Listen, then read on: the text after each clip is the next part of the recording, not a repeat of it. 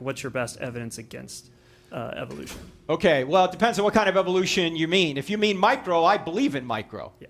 But if you mean macro, molecules to man without intelligent intervention from the goo to you via the zoo, I don't think that's true, okay? And the reason I don't is not because the Bible doesn't mention it, it's because I don't think it works.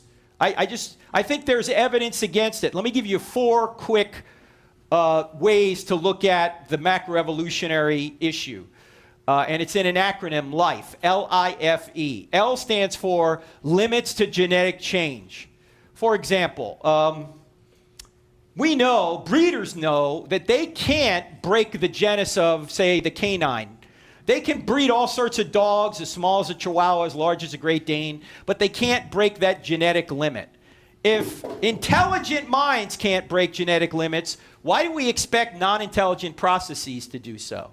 And by the way, they've done the same things about fruit flies. They've tried to modify fruit flies, and what do they get? They just get mutated fruit flies.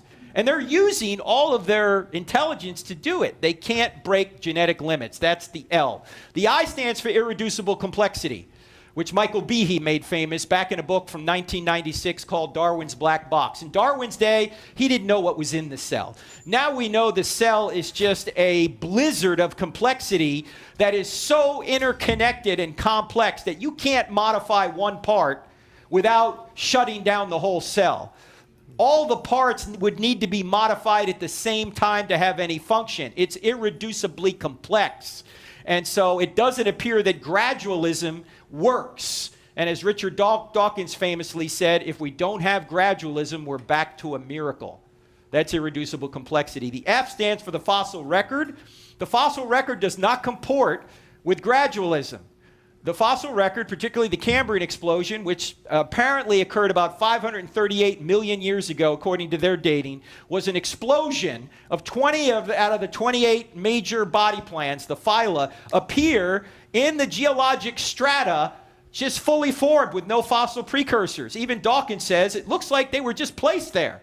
In other words, it comports better with a creation or intelligent design than it does a gradual process. If everything is ancestrally related and it went through all these transitionary forms, we should find millions of transitionary fossils, but we don't find them. And then the E stands for epigenetic information.